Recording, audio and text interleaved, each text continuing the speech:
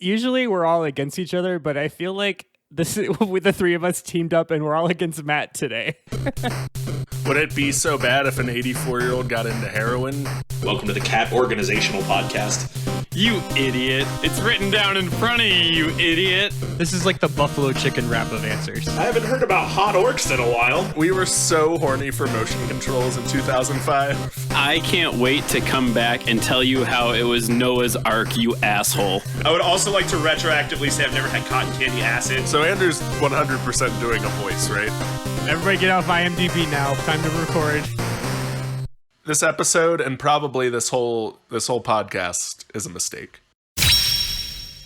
Hello and welcome to Debate This, the show where no one is right, but someone is definitely wrong. In this show, we take time out of our busy adult lives to talk about comic books, video games, and how the correlation chart between kids who will say, "I hate you, Mom," on Christmas, and parents who didn't realize they needed to pre-order the fancy new PlayStation box 6 months ago will be a straight line.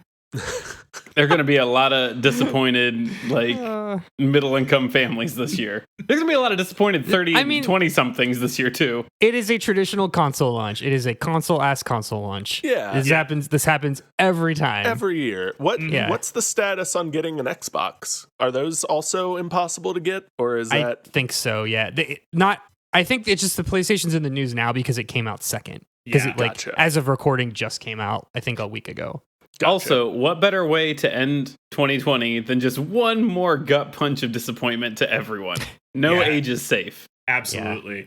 I know, according to the A-frame sign I saw outside of Target the other day, both of these highly desired items are still unavailable. Good. Great. Every once in a while, I'll log in. I'll just do a quick Google search and just to see, and it doesn't exist. I just want to play Demon Souls. That's all I care about. I just want to play Demon Souls. That's for me. That's for Daddy. That one's for you. Yep. Well, friends, I must say it has been an honor and a privilege to surpass a multitude of milestones with this podcast. We've passed our first, second, and soon to be third year anniversaries, 20,000 lifetime downloads, our first guests, our first patrons, and even our second episode explicitly about B-list Sonic characters. Is there a cake for that? Do they make cakes for that? I think it's a pin. Yeah. I asked Giant Eagle and they told me to get out. It's a Big the Cat sheet cake. Yeah. Oh, we should totally get a Big the Cat sheet cake. Writing it down now. Okay, keep going. Great. Well, friends, today we cross perhaps the most important milestone of them all. Well, at least for 351 more episodes.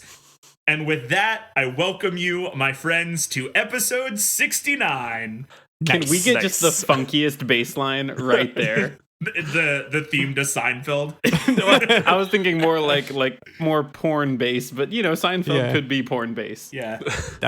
There probably is a Seinfeld porn. Can we get a clean nice from each of us just collectively? Yeah. Nice.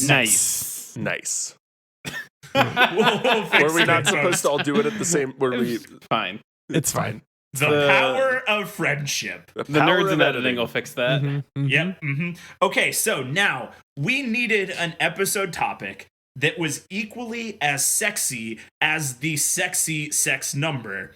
And despite Andrew's countless attempts to work the word waifu into my lexicon, I have refused to go down that road. Except you did that unprompted, but sure. Ignoring that, today, the very sexy execs have asked us a very sexy, albeit simple question. What existing video game series can produce the best dating sim? For those of you who don't know what a dating sim is, well, I'm sorry that this has to be your introduction to that genre of video games. Also, please do not Google dating sim. Don't do it. Yeah, don't do it. It's okay. If it's not a road you've gone down, it's one best not explored. Yep. Don't bother. Leading us on this uncomfortably horny journey today. Horny journey is hard to say. That's a good one. Uncomfortably horny journey. Uncomfortably horny journey. Uncomfortably horny journey. Ooh, yeah, it's tough. Yeah.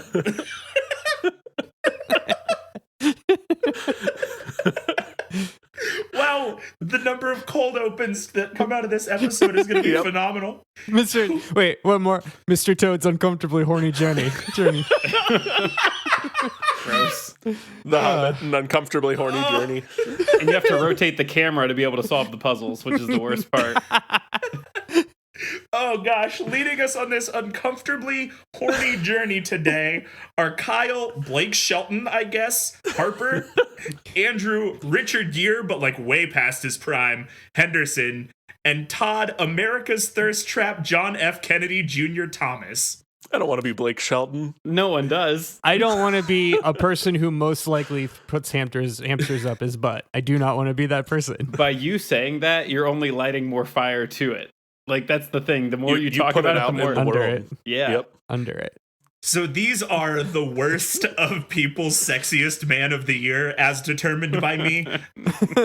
I don't know that they are like definitively the worst, but in my opinion, these are the three worst. From a cursory glance at the list, this is what Matt decided. Yes, exactly. Richard Gere won a couple times. Like a couple of times. All of which seem to be a little past the prime of Richard Gere. He was like George Clooney before George Clooney was George Clooney.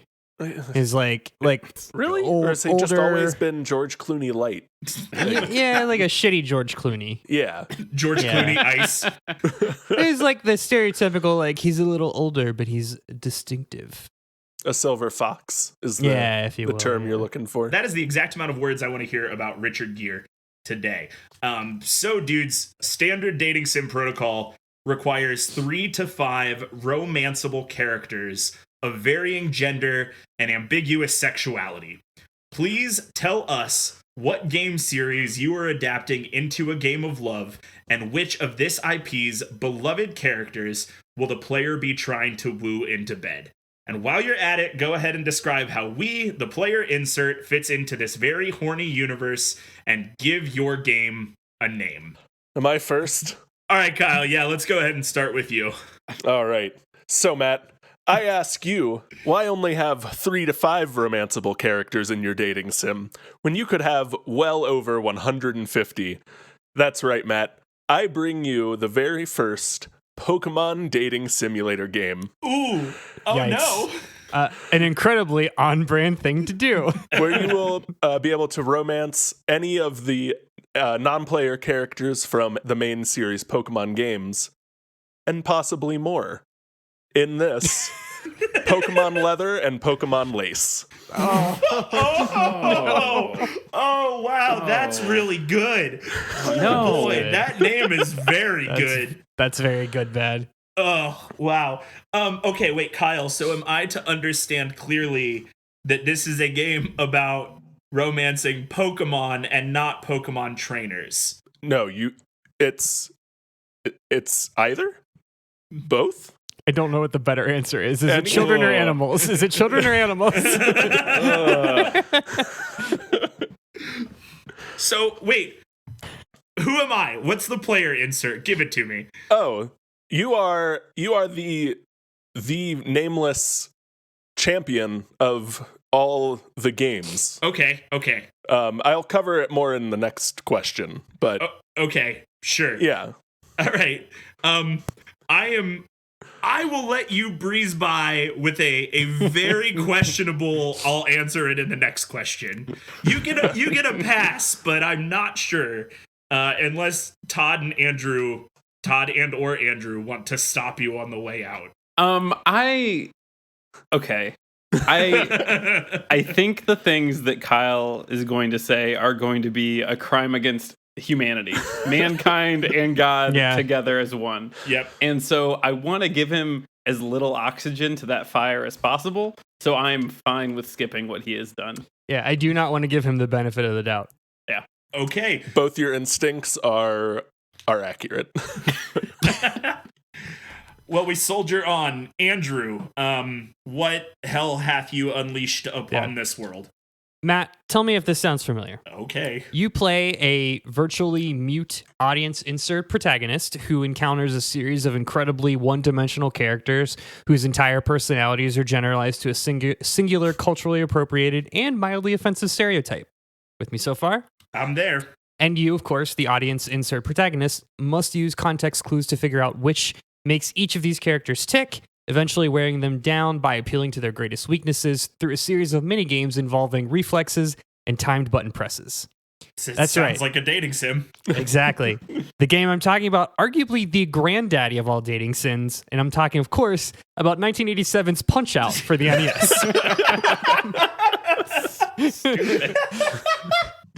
No, for those of you not as familiar, the Punch-Out series actually began as an arcade game and then was later ported to the NES a few years later as Mike Tyson's Punch-Out, which is the one that everybody knows. The game became one of the most popular NES games of all time in the US and really helped solidify Nintendo's dominance in the Western market. All of these things are real facts. Now for the rest of this, but now the rest of this nonsense. So Mike Tyson's Punch-Out has you play as Lil Mac, a not-so-subtle stand-in for Rocky. The influence was very clear there. And you take on a series of dynamic boxers from all around the world. And what makes Punch-Out so beloved even today is the roster of insane, kind of racist characters who represent the different countries around the world. For example, you start off by fighting Glass Joe from France, who can get knocked out by a stiff breeze. Other cultural archetypes show up. You've got Don Flamenco from Spain, who dances to music from the opera Carmen, which is very silly. You've got Great Tiger from India, of course, who wears a big turban, check, and can teleport. These ramp up. Oh, and the racism too on the way. The worst one is the one they cut from the arcade one, which is Pizza Pasta. Do you want to guess where he's from? Yeah, I'll go out on a limb and say Brazil. Canada. So you've got Great Tiger, who wears a big old turban on his head and can teleport around the arena because of mysticism. Wow. Sure. And of course, my personal favorite, Soda Popinski from Russia. Soda Popinski was originally, and this is very true, was originally named Vodka Drunkinski. I thought Soda Popinski was the guy Joe Biden worked with at a pool when he was a teenager. He's a bad guy. When they put these together, do we think that every one of the men in the room were white? Or do we think it was just one white man? Todd, they were Japanese. It was made in Japan. Japanese. Oh my God. Yeah. This is made in Japan. I mean, yeah, also same thing. No one asked any questions of anyone else. There's an American guy too. It's he's is it it's gotta like be Tex like Cheeseburger or something. Yeah, like it's super macho man, and he's like a surfer dude. Yeah, I was gonna guess like Macaroni Diesel or something like that. Macaroni Diesel would be an awesome porn name.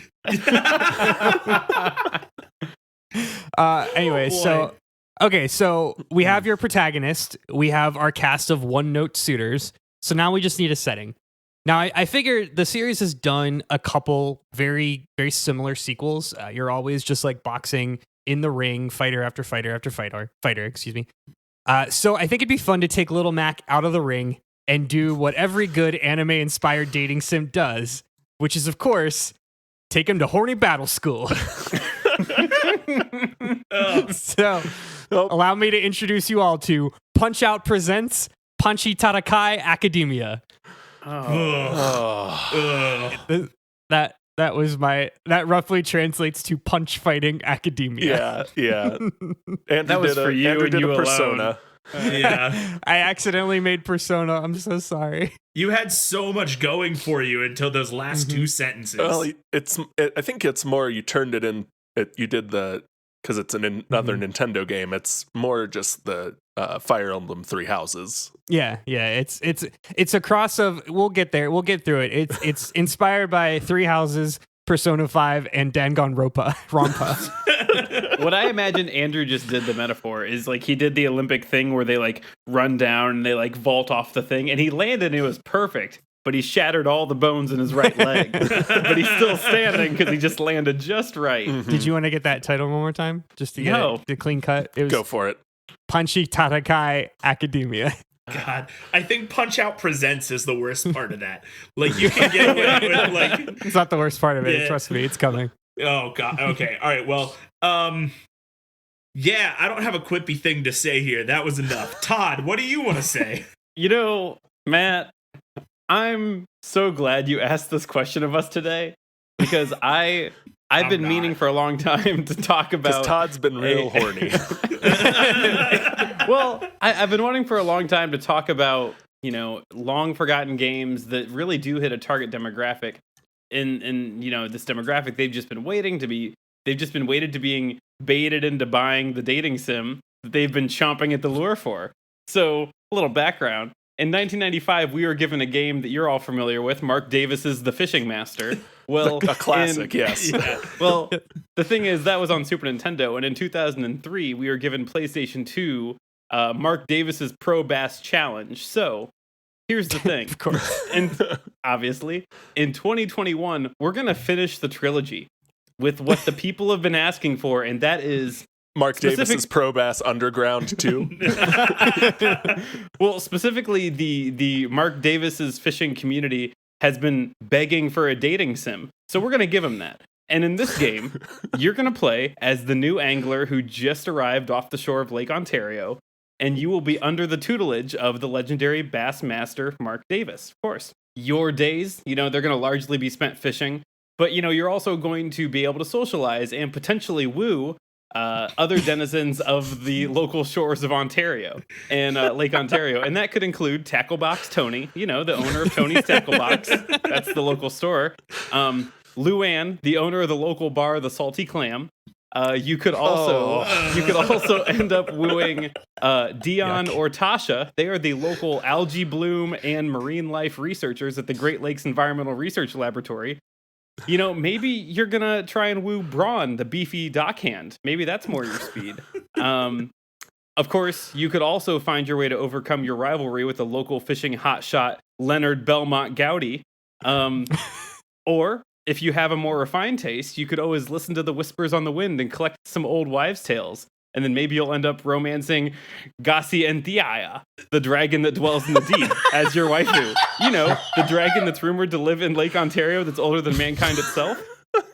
Wait. All this and more you will find in your sequel to Marc Davis's Pro Bass Challenge here. Does Marc Davis's Pro Bass Challenge have lore that I needed to know going into this episode?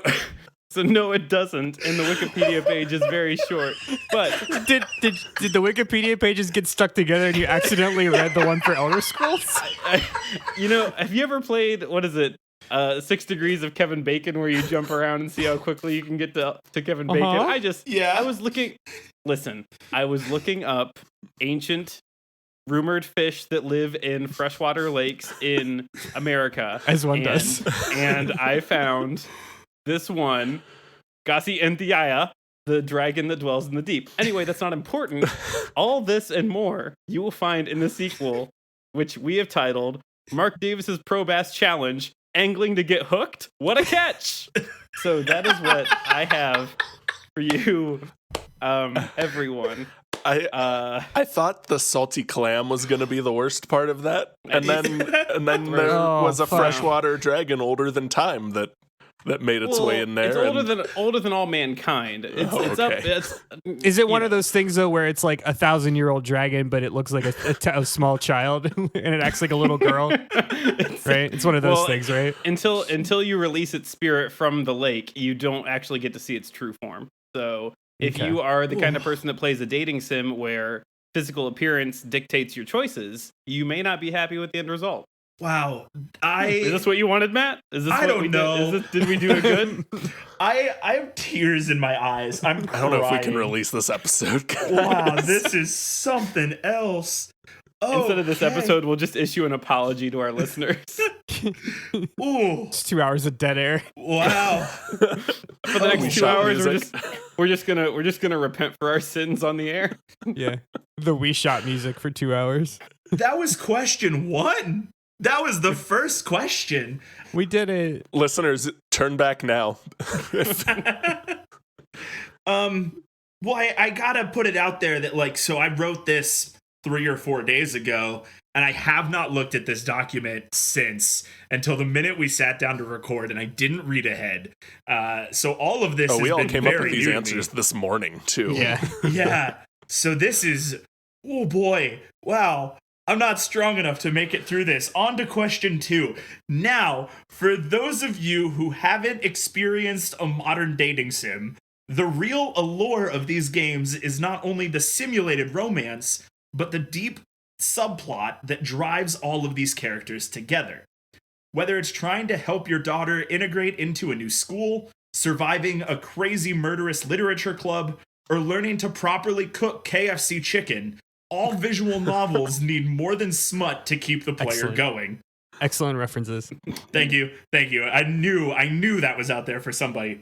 It's always Andrew. The KFC dating sim, right? That's what we're talking about. Yeah. Yep. Yeah. And Dream Daddy and Doki Doki Literature Club. Yep, exactly. Give us the conflict of your story. What real-world problem are these characters trying to solve through the powers of love and friendship or whatever? Kyle, go ahead. All right.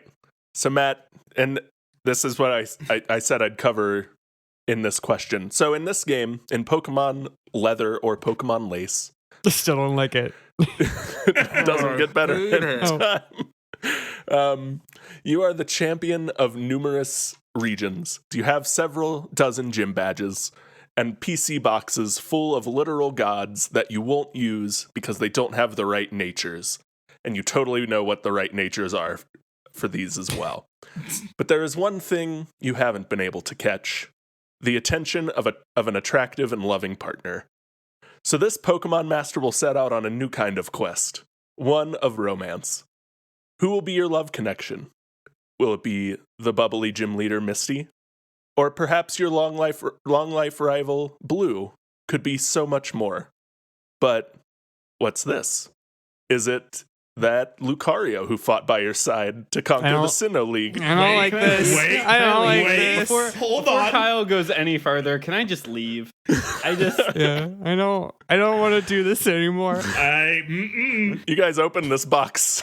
This is the area of the Pandora's internet box. that I don't Nope. I don't want my work computer anywhere near this corner of the internet. Yeah, you're just gonna have to burn everything when we're done. There's only one way to tell who will catch your heart, and that's by playing this game. I hate it. Well, yeah. Wow. That sucks. It sucks and I hate it.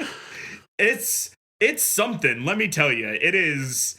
It's some, and you know, There was only one conclusion when you put together Pokemon and dating sim, and it's what you just heard. You're right. I couldn't walk away from that ledge. You're right. I agree. And I think that, like, here in the reality of 2020, where we're asking what game makes the best dating sim, like, it's reasonable to believe that a game where you can date Pokemon sells millions of copies. This will make so much money. Like, Yeah. So, like, I hate it. Andrew's right. It sucks. But is it the best? Maybe. Maybe. It's not. It's gross.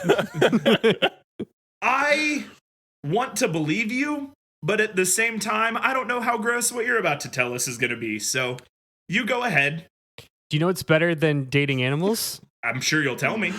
It's child soldiers. Wow. Wow. You know, wait, time out. We do a lot of like weird fun bits, and if I had 50 guesses to what the answer of that question was, I would have needed another 50. Child soldiers would not have been one of No, them. it wouldn't have made it. Okay, so let's get into it. So it's your 16th birthday. Should we get into it? We already opened the box, Kyle. There's no going back. You're right. It's your 16th birthday. Your mom wakes up to tell you that a letter from Punch-Out University, the world's most elite boxing academy, has arrived. Also, she'll needlessly allude to the fact that your father is not around, therefore quickly establishing your character's own hardships. She didn't need to say that, but you as the audience needed to hear it. You run downstairs, inner monologue flying, and you open the letter. Congratulations, you've been accepted. Classes begin tomorrow? And so begins But there's still so much to do. There's so much to do. And so begins your Panchi Tadakai Academia. You arrive at POU and are introduced to your classmates, who are each of the fighters from the Punch-Out games, but teens. So Teen Piston Honda is your obligatory try-hard class rep. Teen Super Macho Man is not wearing a shirt and is taking a nap in the back. Teen King Hippo is eating a hamburger with pineapples on it. King Hippo. Teen Bear Hugger is also eating, but he's eating pancakes. And Teen Disco Kid is listening to his Walkman. Through a crazy random happenstance, you get sent to the headmaster's office on the first day due to some shenanigans that teen Aaron Ryan was into that you were mistakenly blamed for. On the way, you accidentally witness some university faculty conversing with some shady characters, thus inadvertently involving you in a plot full of mystery, intrigue, and probably a demonic cult or something or other. So you better start building relationships with your classmates quick, because solving this mystery won't be done alone. So the game sees you navigating your first year at POU, juggling a healthy social life with extracurriculars, cramming for midterms, and being part of an army of child soldiers trying to save your school and indirectly the world from another worldly evil through the power of love and friendship. Wow. Man, we School. all came to play who has the worst thing. Yeah. And everyone loses. There's no winner of this game. Whoever wins, we lose. We have said since episode 1 that this is the show where no one is right, but everyone is wrong, and never has it been as true as it is in this moment. Like, everyone is wrong. No one is right here. You're all wrong. All of you. But who can be the wrongiest? Yeah. And I don't know if I'm looking for the wrongest wrong or the rightest wrong. Well, I think the three of us are looking for the wrongest wrong. You didn't have to look for it. We found it. We found 3 answers of it. Yeah, Todd, go ahead. Give me how wrong is your wrong? Tell me. I already got a lot of the wrong out, but anyway. We'll keep it simple. Matt, we're fishing. This game is about fishing. It's fishing and dating. So, but, as with things are, it's obviously more complex than that. So this game starts, and after you experience a very robust character creator, you'll find yourself as a new angler on the waters, having only been given your grandparents' single-engine dinghy boat, and the phone number, obviously, of Marc Davis, who's going to be your mentor in this game, obviously. And so, with gameplay that will rely on very in-depth motion controls with a specially designed motion controller, you'll begin bringing in big hauls of fish in an attempt to become the greatest angler on the water. And, that is to say that, your climb to fame is a lonely one, which will obviously lead to the dating part when we get there. But at the beginning of every summer, you're going to be given the opportunity to compete in a tournament, beginning with the citywide, and then countywide, and tri-county, state, tri-state, etc., until you become the international pro bass champion. And that's obviously the goal in the game, because there can't be a fishing tournament that extends beyond a worldwide champion, right? That would just be ridiculous in a game that is grounded in reality. I want to say, Todd, I was ready to just hear you list types of championships like forever. Areas where there are just championships. Indefinitely. Yeah, just keep going. It's fine. I didn't say All-American, but obviously that's a title that would be in there as well. Sure. But all that said, with these near open seas before you of Lake Ontario, you embark to navigate the turbulent waters and even more turbulent dating scene on the shores of Lake Ontario using the very same, very in-depth motion controller. That's going to be important for the dating sim, I imagine.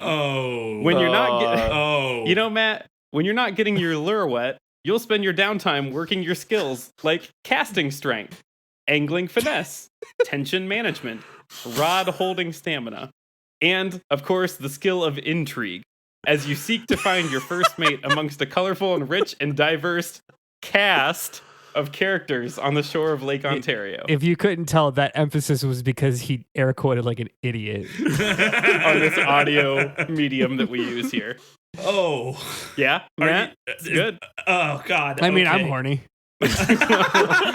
Everyone in the Tri-County area is. Ugh. Wow. I don't know. Words. I don't know, guys. I don't know. Oh, boy. Usually we're all against each other, but I feel like with the three of us teamed up and we're all against Matt today. We're just high-fiving as we leave the ring. That's certainly how it feels. Oh, my God. We accidentally flipped it to co-op instead of competitive play. Oh, how the turntables. I think I think what's getting me is, again, that like all three of these games are real games that would exist, that would be on Steam right now, and that people would buy and play the shit out of, and they would be on YouTube and keep buying DLC packs for years and years. Yep, exactly. Okay, so the key to love, or what my minimal exposure to dating sims has led me to believe is the key to love, is typically presenting your crush with the correct super obscure collectible. It also may include, but is not limited to, following the right conversation tree, leveling up your appearance, and just plain being in the right place at the right time. So, friends, before I declare your game, I said winner in this script, and I don't know that anybody wins today, but again, before I declare your game... That's not a word we can use today. Yeah. Before I declare your game the gamiest, I would like you to walk me through the process of romancing your chosen love interest, Kyle. So Matt, we are gonna take the friendship mechanic already built into Pokemon games and just kind of dial up the tasks involved for our Pokemon dating sim. So you're gonna take your potential betrothed on dates to get haircuts and massages, and the long walks through rough patches of grass to get there. You're going to give them vitamins, the candies that they like. You'll make them berry juices and curries that match their taste. Take them, join them on Pokemon battles. All the good stuff you do already in game, just with decision trees and dialogue trees that you can mess up and get right to make sure those go successfully or unsuccessfully. And then, when the mood is right, you will finally give them that one last unique item, packaged in, you guessed it, a luxury ball, thus putting their love meter over the top and winning their favor. Hey guys, question. Is Pokemon just a dating sim? I was gonna say no, because there's fighting, but like your thing is fighting. Also... Yeah. A lot of like the zany dating sims of the past 5 years have fighting. This is turning into like, is a hot dog a sandwich argument? Like, it's Exclusively definitely not a dating sim. All dating parts of... It's got the newest ones have the appearance, the shops you buy new clothes at, change your looks. You didn't change anything. You just said it in a different order. Yeah, I think Pokemon is just already a dating sim. I guess my counter argument is like, if Pokemon is a dating sim, that means like Nintendogs is a dating sim, and that feels way worse. Hey, a hot dog's a sandwich, so that's a hot dog. Okay, Andrew, go ahead. That's very good.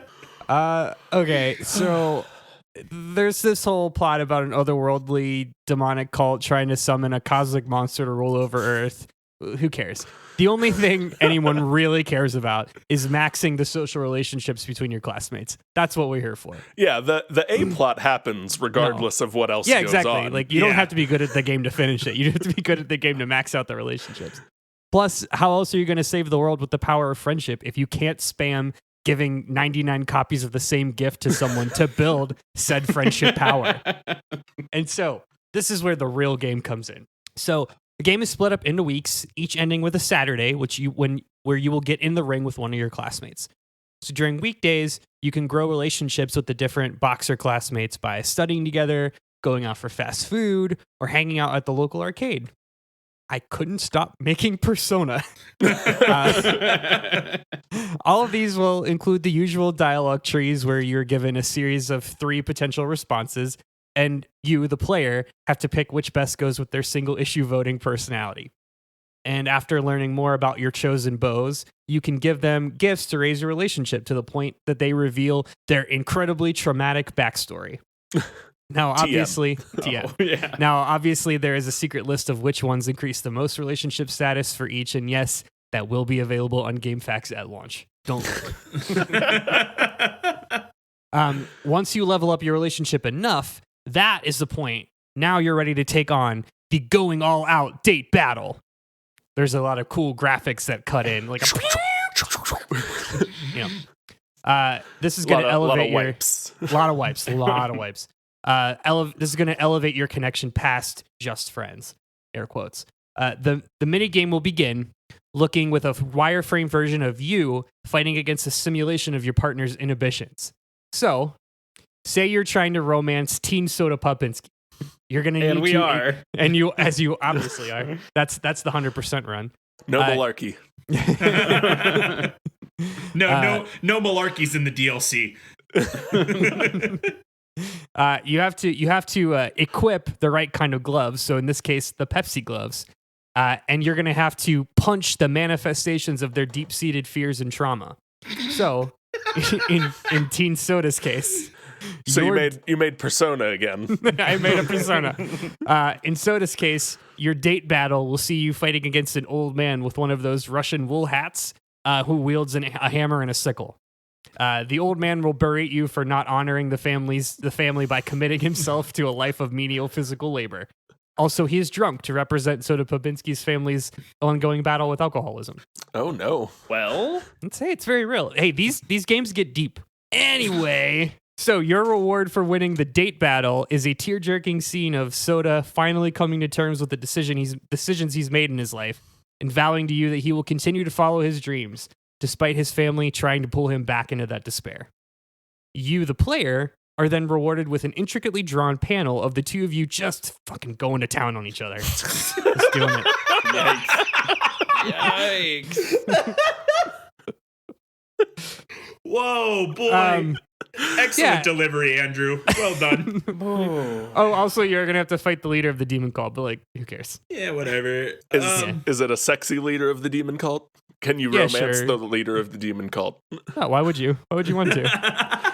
It's You a got, dating sim. you got Soda Popinski. What else do you need? Whew. Wait, okay, that leads me to a question. I can't believe I have a question. Just one. I can't Just either, one. actually. Yeah. So every time I play Punchy Doodoo Kai or whatever it's called, do I only romance Soda Popinski or do I choose? You choose, but I mean, like, He used obviously you Soda would Pop as the example in this but you run get, through. I mentioned earlier, you got Teen Piston Honda, Team King Hippo, Team Bear Hugger. You want to go Teen Bear Hugger, not Team Bear Hugger. You can go. Don't like either. You can go to Waffle House with Teen Bear Hugger. Yeah. Bear Hugger is the Canadian fighter. He loves syrup, and that's because he's Canadian. Todd, please.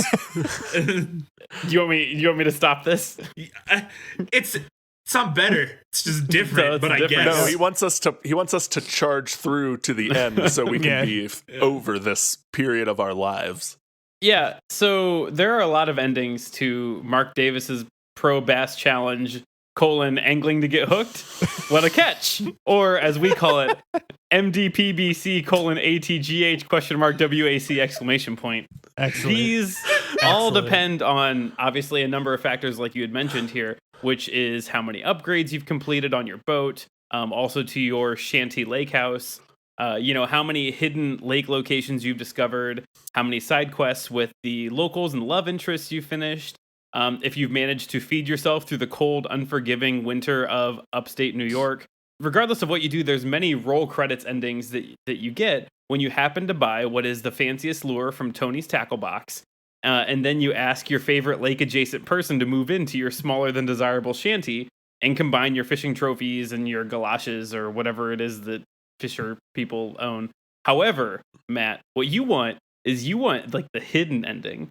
If you want to get the S rank, if you want to get the S rank in Marc Davis's Pro Bass Challenge, angling to get hooked, what a catch, it's going to require you to have fully upgraded your boat to the Kingfisher 10,000, have secured the golden fishing rod by putting the lady at the lake to rest in her side quest.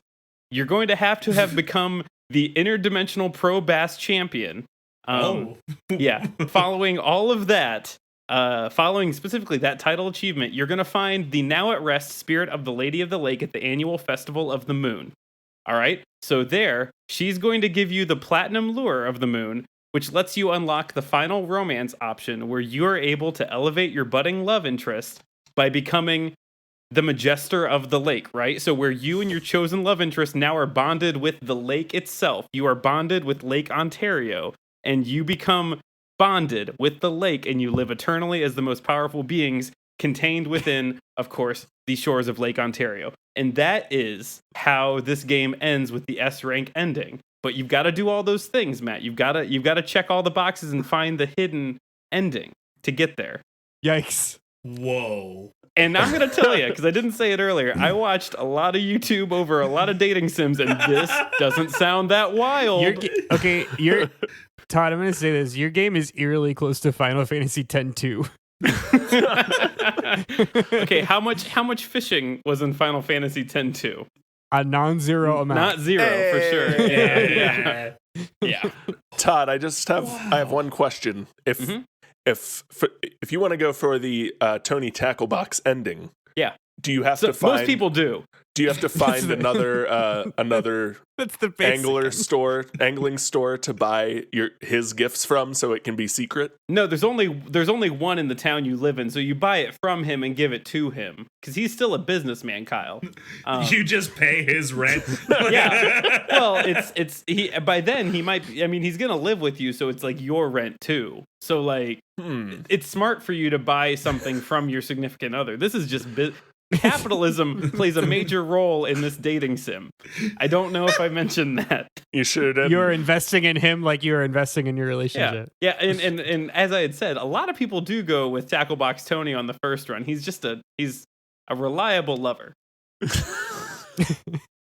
Reliable lover. Oh God. That Tacklebox Tony has big bad ending energy. I'm trying to figure out what that means. That's the ending that speedrunners will do they can finish the game because it's the quickest one. 80% speedrunners do go with Tacklebox Tony. Yeah. You save seconds by buying. He's a real caring gentleman. Well, you save frames by buying the lure that you used to propose there from the man you're going to propose to. That's just smart. Yeah. The Tacklebox Tony ending cut screen definitely hints that it might not be the happiest of relationships. Yeah. Awesome Games Done Quick Summer 21 are going to do that, and you'll see. You are disappointed in your marriage. I want to be clear about this, but it is the fastest run. Wow. All right. I have a super secret bonus question. I don't really want to ask it, but I'm going to ask it to you anyway, just so that I can go take a shower a little bit quicker. Super secret bonus question of the week is, as in all dating sims, there has to be a rival character. And it might be a different rival depending on which romance path you decide to go down. It might be a rival character to the main character that never changes. I don't know, but my question for you is, with your IP in your dating sim, who is the new kid in school, the rival guy or girl or ambiguous gender fluid? I can't even say person in this goddamn episode. I can't even say human being. Jesus Christ. Who is the other that your chosen romance path is now more interested in than you? And what will you do to get your romance paths back? I'll take your answers right after this. Debaters, here at Debate This, we are always on the lookout for indie projects to tell you about. And that's why I'm excited to tell you today about the new series Kane from Outlaws Comics. Kane follows Christian Lee and his group of friends as they work to drive a coven of vampires out of their small town. You can follow Outlaws Comics on Instagram at Outlaws Comics, Outlaws with a Z, for their first issue, release dates, and information about their Kickstarter project. Check out Outlaws Comics Kane, and thanks for supporting indie art. Back to the show. Okay, we're back. If you forgot, I asked who your rival would be. Who's the new anti-love interest? No, that's not the right way to say that. Who's the new kid who your love interest is more interested in than you? Your new rival. Kyle, go for it. All right, Matt. So when you buy the Isle of Amor DLC for Pokemon Leather and Lace, you will open up entirely new challenges, all spurred on by former champion Leon from the Pokemon Sword and Shield series. Let me drop an image of him here in our notes for those of you who have not beat the game like myself. That'd be me. I know not this Leon. So this is Leon. Oh boy. Wow, what an outfit. Yeah. So Leon, upon losing the title of Pokemon champion to you all those years ago, has set out on a new goal to be the champion of sex. And Subtle. and yeah, we're doing subtlety today. And he's decided the only way he can do that is by stealing your partner that you have courted in the main run of this game. So you will be treated to new horny challenges against former champion Leon to guard your love and keep them close. There's your rival, Leon. Leon is very thirsty. Right? Yeah. He's a very thirsty champion. What's he doing with those high tops and the leggings and the shorts? Right. You're gonna wear like So yeah. so it's like in a Pokemon soccer theme, right? Yeah, in Pokemon Sword and Shield, all the good trainers, all the like gym leaders and champions are all like, it's like soccer stars, and all those battles take place in giant soccer type arenas because it's Britain. So yeah, he's a weird combo of anime soccer star with a flat bill and a cape. And he always wears a cape. Always has the cape. Good. Yeah. Wow. Okay. All right. Yeah, that's something. Andrew, go ahead. Yeah, sure. Okay, so one day, the teacher introduces the new student who is supposedly a former heavyweight champion. Their name is Lewis, but he goes by Doc. And you may remember Doc as your trainer in the original in the Punch-Out games. Good. The two of you build what starts as a rivalry, but ends up being a Rocky 3-esque friendship built on equal footing. And you know, the fact that the two of you will never ever fight anybody as powerful as the other. How many times do you go running on the beach together? 3 actually. On a scale of 1 to 10, what is the sexual tension between you and Doc? 8.5. All right, that's respectable.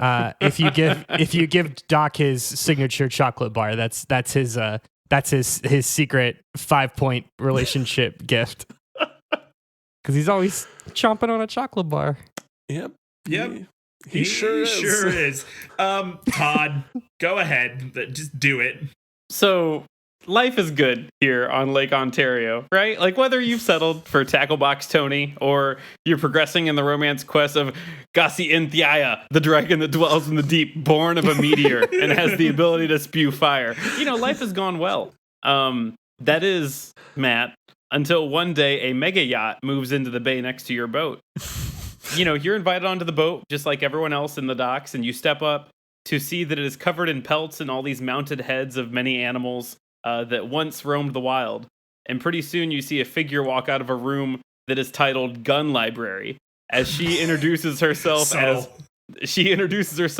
Arlie M. Cabela, heir to the Cabela throne.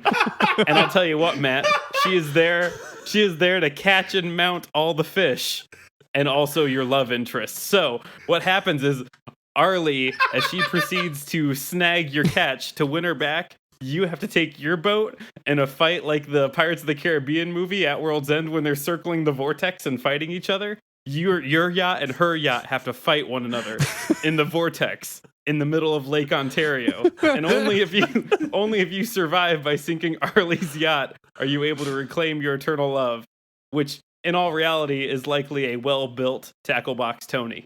That rules. Gun Library is a real thing. Is Arlie M. Cabela a real person? She is not. I do not believe so. I love that you turned this bass fishing game into Assassin's Creed Black Flag. I don't think Black Flag had a dating sim property to it, but it could have. You never played it. Gun Library is an actual image that I pulled up on the Cabela's image search, which was a room where they sold guns. The Gun Library. Yeah. Not surprising. Nope. Sure. Okay, well. Just so you can sweep Tackle Box Tony back into your arms. Oh, man. I don't remember what life was like before we did this podcast. I need closing statements from you guys, but I don't just want some, like, closing statement to sum up your argument. What I think these games need as a selling point to really wrap it all up and put it in a package and put a bow on it is a tagline.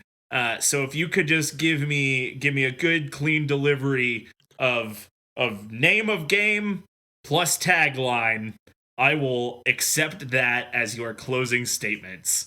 Kyle, go ahead. Pokemon Leather and Lace. Gotta catch my heart. That was so weirdly wholesome for what we've talked about today. Hold the nose up right before it smashed into the ground. Andrew, your turn. Punch-Out presents Panchi Tarakai Academia, the School of Hard Knocks, and even harder cocks. Oh, Andrew.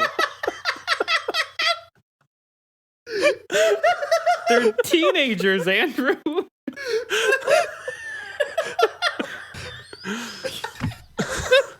I thought we made it. Like, I thought we were out of the woods. I thought it was fine. And we're not. Oh my god. This episode is a train wreck. No, and the best part about this is, like, during the intermission, we're like, hey, are you ready to go? And Andrew's like, give me 1 more minute. Nope, never mind, got it. And that's what he came back with. Oh boy. Wow. Okay. And Todd. Yeah, no, I got it. It's fine. Marc Davis's Pro Bass Challenge, angling to get hooked. What a catch. There are a lot of fish in the sea, but Ontario is a lake. And you're gonna marry Tacklebox Tony. Oh boy. Okay. Well, with all of that said, I gotta pick. I gotta make a decision. Yeah, I gotta make a decision. So I'm going to decide which of your games has gamed the gamiest, and I'll come back to you with that answer. But I think it is time for you guys to pat yourselves on the back for what you did to me today, to me and us, the listeners. You apologize for what you have done. There are no good vibes today, only vibes. Andrew, I really love the pairing, the decision to make Punch Out a high school dating sim, like, because why wouldn't it? Like you said up at the top, like, all the pieces are there. You just have to put the chocolate in the peanut butter, and you did it.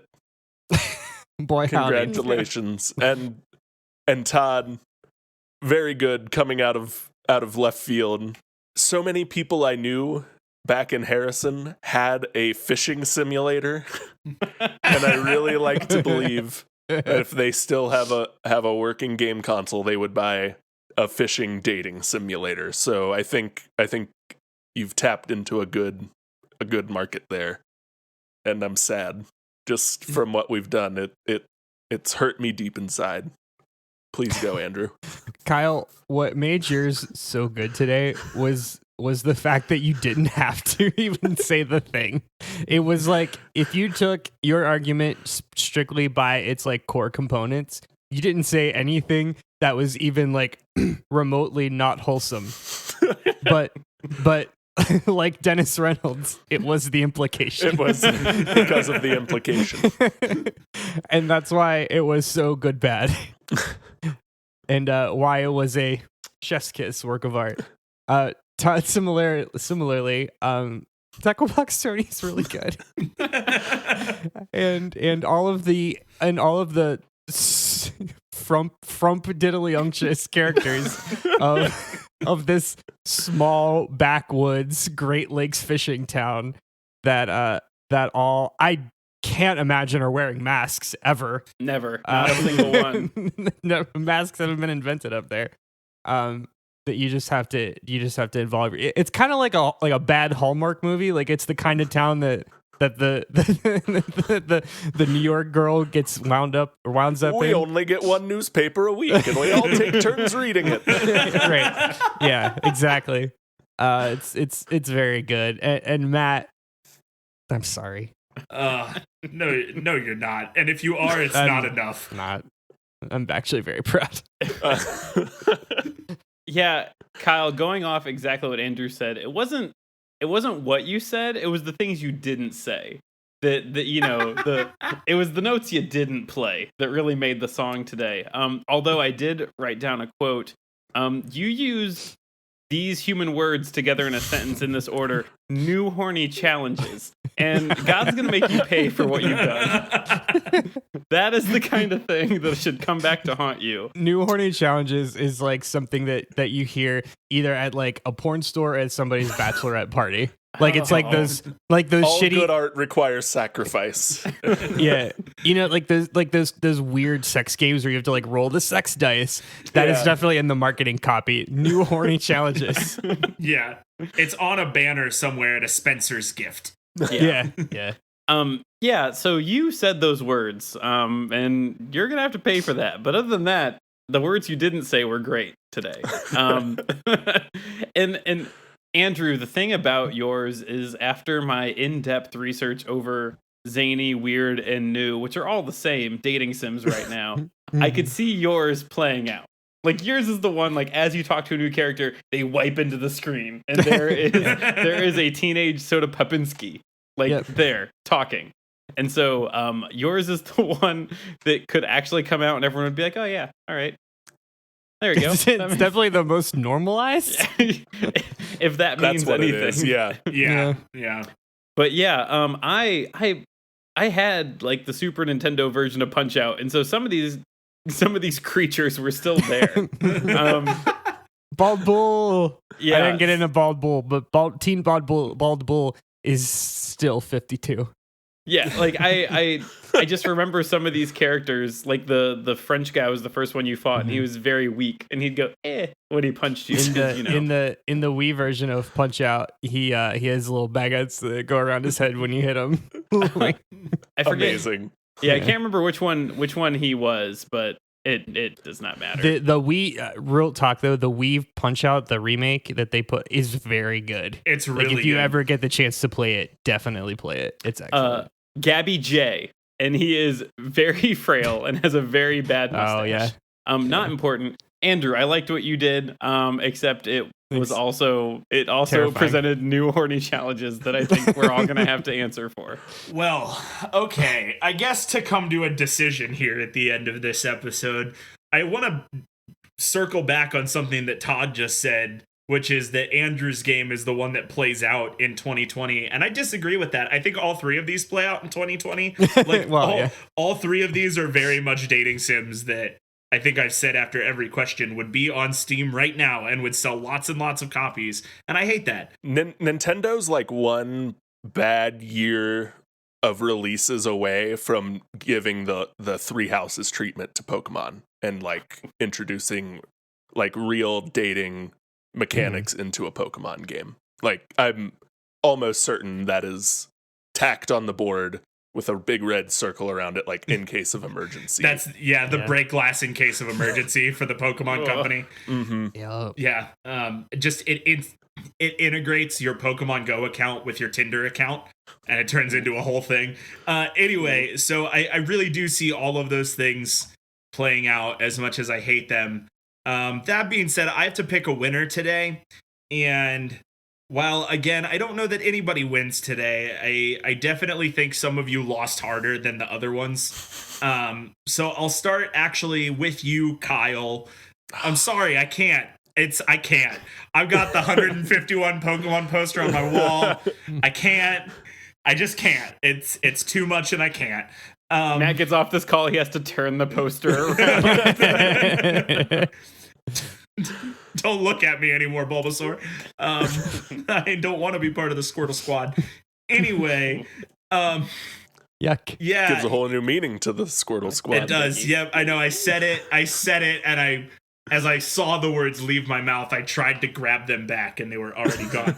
Yeah, and that leaves me with Andrew and Todd, which are two Sure does. like weirdly different kinds of dating sims, right? You have the small town talk to everybody dating sim, and then you have like the action adventure dating sim, which are both very real tropey genres in dating sims.